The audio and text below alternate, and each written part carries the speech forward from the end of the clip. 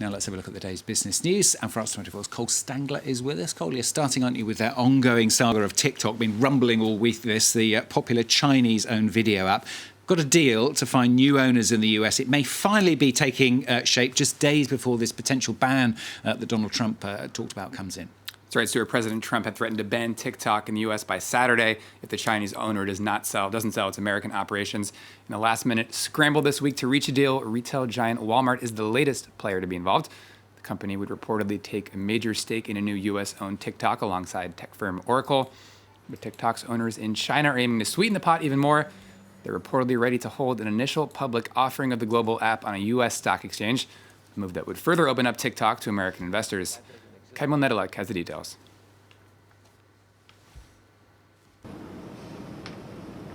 The clock is ticking for TikTok.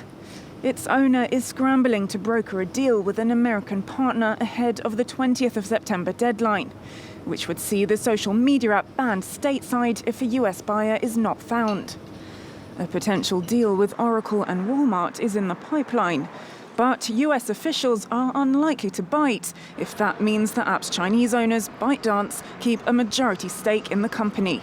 It comes after talks with Microsoft fell apart, although not according to the president. Well, we're making a decision. We spoke today to Walmart, Oracle. I guess Microsoft is still involved. We'll make a decision soon. The US has claimed that TikTok is a serious threat to national security, fearing that data from the app's roughly 100 million American users could be mined by Beijing. To further sweeten the deal, the app would launch an IPO in the next year, allowing American investors to get in on the action.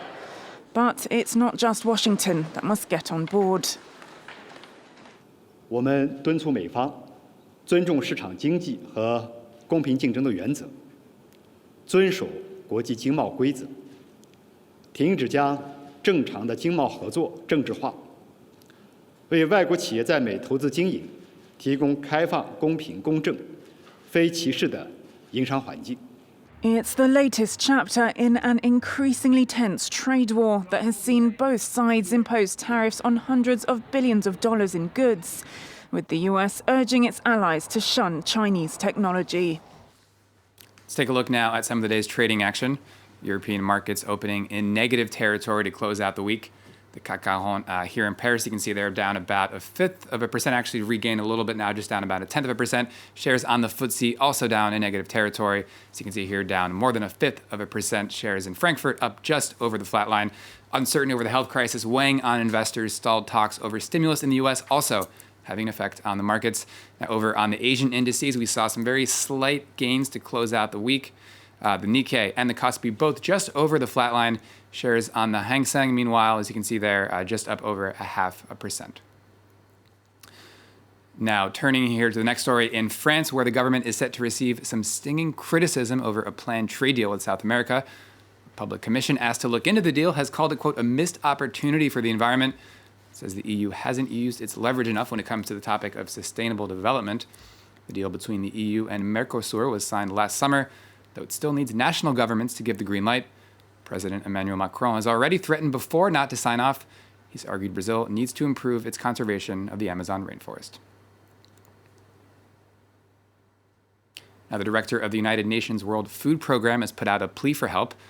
Addressing the UN Security Council, David Beasley said some 30 million people worldwide are at risk of starving, a challenge accelerated by the pandemic and the economic downturn.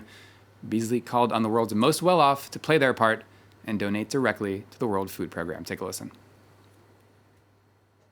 Well, worldwide, there are about 2,000 billionaires with a net worth of $8 trillion. In my home country, the United States, there are 12 individuals worth $1 trillion. I'm not opposed to people making money. That's not the issue here. But humanity is facing the greatest crisis any of us have seen in our lifetimes. And it's time for those who have the most to step up, to help those who have the least in this extraordinary time in world history. And finally, a big win in court for one of the world's top football stars. According to the European Court of Justice, Argentine striker Lionel Messi can trademark his name.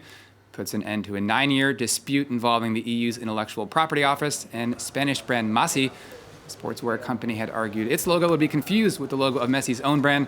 An argument ultimately rejected by judges. Good news for Messi then, Stuart, though. Worth pointing out, he already is the world's highest paid footballer. Last year alone, made just over 100 million euros. 100 million? Yeah. That's all. Yeah. It is pretty Not bad. messy, as you said. Costa.